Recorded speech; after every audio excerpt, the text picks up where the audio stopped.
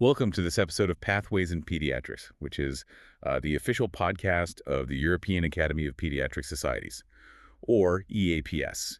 We are your hosts, and we are so glad you're joining us today. Yeah, welcome everyone. We've got a really exciting discussion lined up for you. We really do. And, just to set the stage a bit, if you've been listening to our last two episodes, we discussed neonatal and early life care.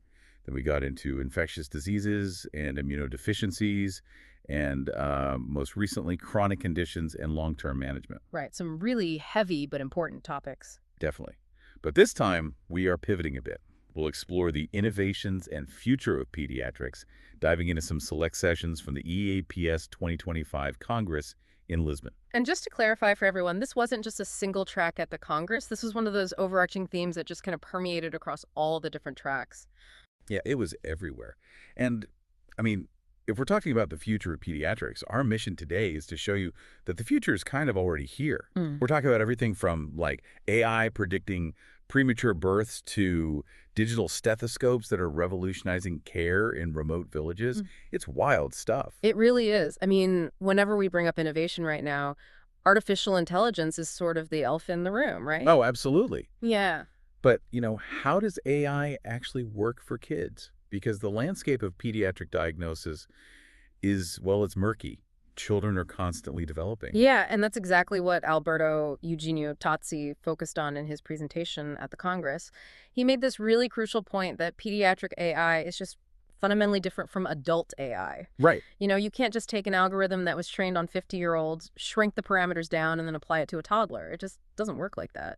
I always think of it like trying to tailor a bespoke suit for someone who changes size and shape in biology every few weeks. That is a perfect analogy. And on top of that, you have to keep asking their parents for permission to even take the measurements in the first place, right? Yes, exactly. That consent piece is huge. Totsi really highlighted the hurdles. You've got these massive physiological differences between a neonate and a teenager. Plus, there's the whole parental consent complexity, which slows down data collection. And there's a data scarcity problem too, right? Because, thankfully, most children are healthy. Right, which is great for us as a society. Yeah, huge win for humanity. But I imagine an absolute nightmare if you're trying to train a machine learning model.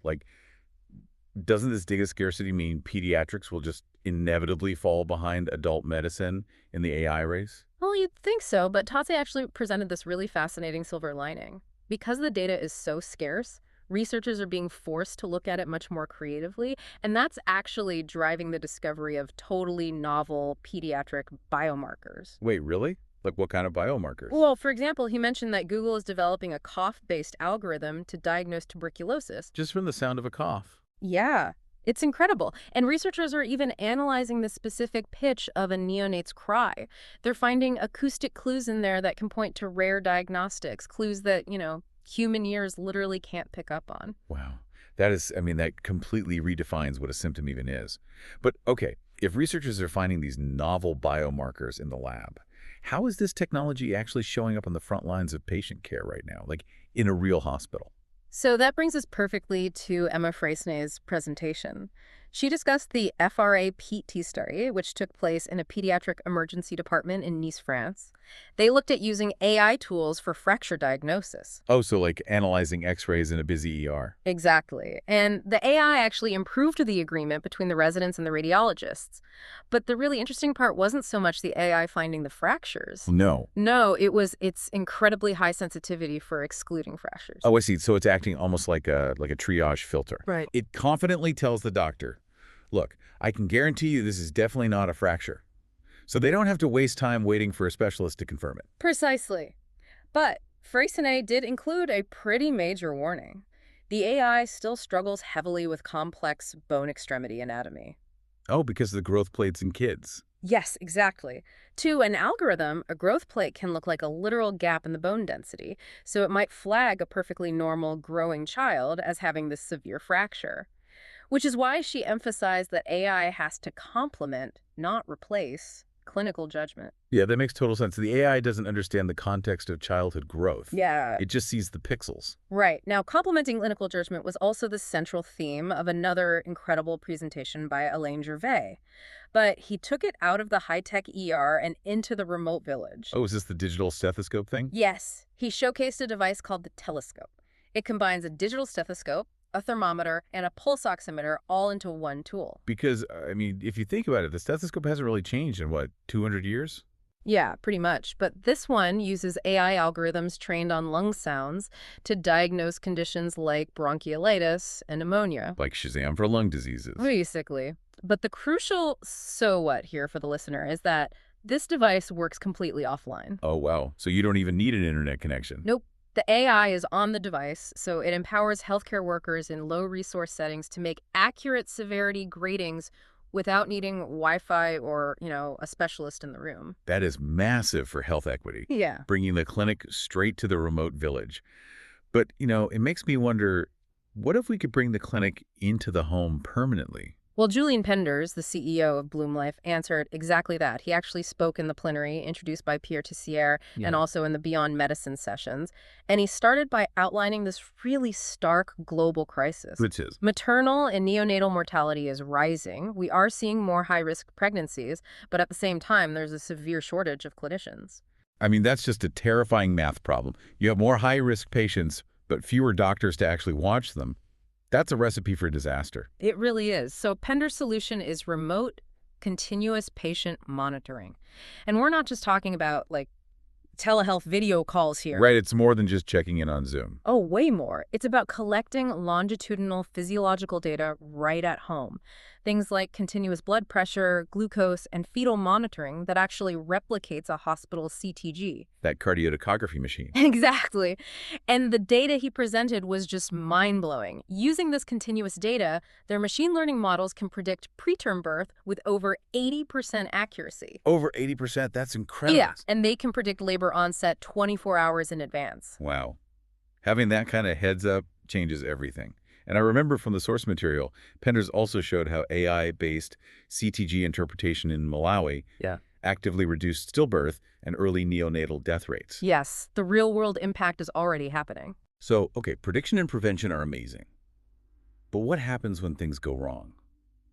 When a child ends up in pediatric critical care, how is innovation helping the absolute sickest patients? So this takes us into the deep end, specifically the session on phenotyping clinical syndromes. Barney Schofield presented on this, focusing on neurocritical care. And the main issue in the ICU isn't a lack of data, it's an absolute avalanche of it. Right, because you have monitors beeping and recording physiological data every single second. A human doctor can't process all those variables at once. Exactly. But AI can. Schofield noted that AI can spot these tiny hidden features in CT scans that human radiologists simply cannot see, and that vastly improves predictive models for how a patient is going to do. But, okay, I want to push back on this a bit, because Schofield raised a pretty scary caveat here about self-fulfilling prophecies. Yeah, this is a huge ethical dilemma. Right, because if an AI tells a doctor that a child's brain injury outcome is going to be poor, and then the clinical team and the family decide to withdraw care based on that prediction, well, then the outcome is poor. Yes. So the AI looks like it was right, but it didn't actually predict the future, it just influenced the decision. How do doctors even navigate that? Well, this is exactly why the concept of phenotyping is so critical. You need to understand the exact biological mechanism of the individual, not just look at a statistical prediction. Okay, break that down for me a bit. Sure. So Michael Carter presented some amazing data on this regarding sepsis. He showed that children with sepsis have distinct endotypes, which are essentially their specific biological characteristics, and these endotypes differ entirely from adults. Wait, hold on. If sepsis is basically just the immune system overreacting to an infection, why would a kid's endotype look so different from an adult's? Aren't our immune systems built the same way? You'd think so, but no.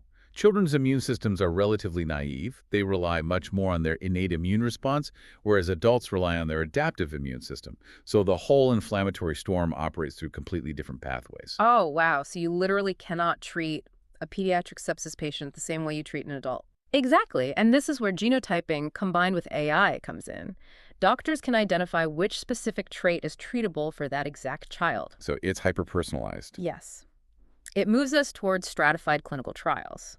And Irwin Rice echoed this exact same need for precision endotyping in prematurity-associated lung disease, or PLD. Right, but to do that, you need the data, right? Yeah. Which brings us back to the data scarcity issue. Yes, and Rice made a huge call to action for massive data sharing across institutions to make this a reality. We can't keep things siloed. it's also interconnected. Just synthesizing everything we've talked about today, from these remote offline stethoscopes to decoding the biological pathways of sepsis. I keep going back to a quote that Julian Pender shared. Oh, the one about replacing doctors? Yeah. He said, AI will not replace doctors, but doctors using AI may replace those who do not. And I think that perfectly sums it up. This technology is giving pediatricians superpowers. It's not taking their jobs. Definitely. Yeah. But, as we wrap up, there is one final, somewhat provocative thought from the Congress that I think we should leave you all with. Oh, yeah. Let's hear it. So Julian Penders also mentioned that there are generative AI models right now training on massive biobank data, and they have the potential to predict over 1,000 different diseases up to 20 years in advance. That is just staggering. Right. So think about it. If we can soon map out a newborn's exact health risks for the next 2 decades on the very day they are born, how will that fundamentally change what we consider a normal, carefree childhood? Wow. Yeah, if you know every medical hurdle your kid is going to face before they even take their first steps, does childhood lose its innocence? That is definitely something to chew on. Absolutely. Well, we wish you well as you ponder that. Thank you so much for joining us for this episode of Pathways in Pediatrics. Yes, thank you all. The future of pediatrics is unfolding so fast, and we are going to continue this exciting conversation in person. So please join us at the next EAPS Congress in Athens, which is taking place from the 24th to the 27th of September, 2026. We hope to see you there. Until next time, take care.